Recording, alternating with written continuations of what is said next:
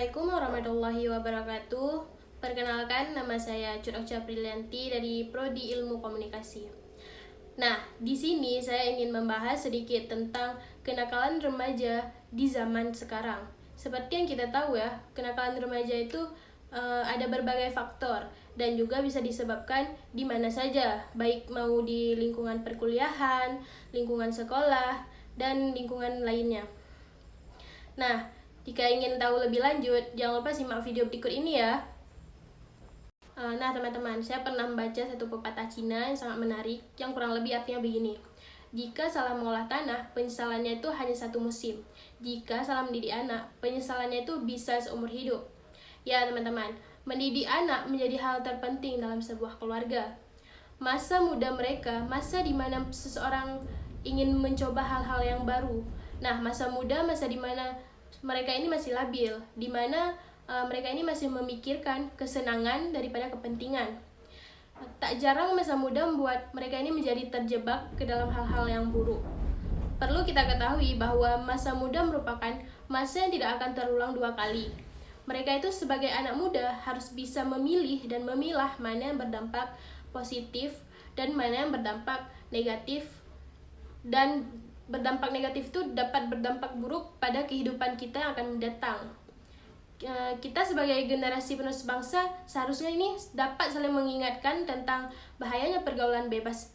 Hidup harus memiliki pendirian supaya kita tidak terbawa ke dalam lingkaran hitam yang dapat membuat kita ini menyesal seumur hidup.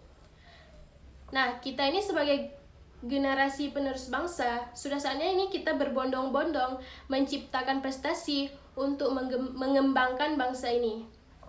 Nah, seperti yang kita tahu ya teman-teman, kenakalan remaja di era modern ini sudah sangat tidak wajar. Banyak anak yang di bawah umur sudah mengenal rokok, narkoba, free sex, dan terlibat banyak tindakan kriminal lainnya. Fakta ini sudah tidak dapat dipungkiri lagi.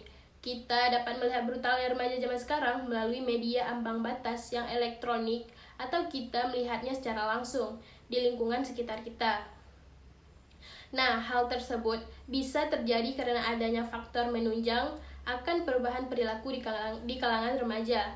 Sebagai contoh misalnya, ada yang kurangnya kasih sayang orang tua, kurangnya pengawasan dari orang tua, ada juga pergaulan dengan teman yang tidak sebaya, yang tidak seumuran, ingin mencoba-coba yang begitu besar.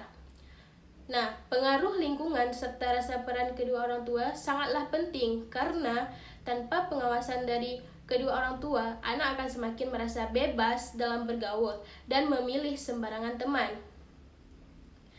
Peran lingkungan sangat berpengaruh karena tempat kedua dari rumah adalah lingkungan. Anak bisa menghabiskan waktu di luar rumah lebih banyak daripada di dalam rumah. Mereka itu tidak tahu dampak apa yang dapat mereka timbulkan dengan kelakuan mereka itu.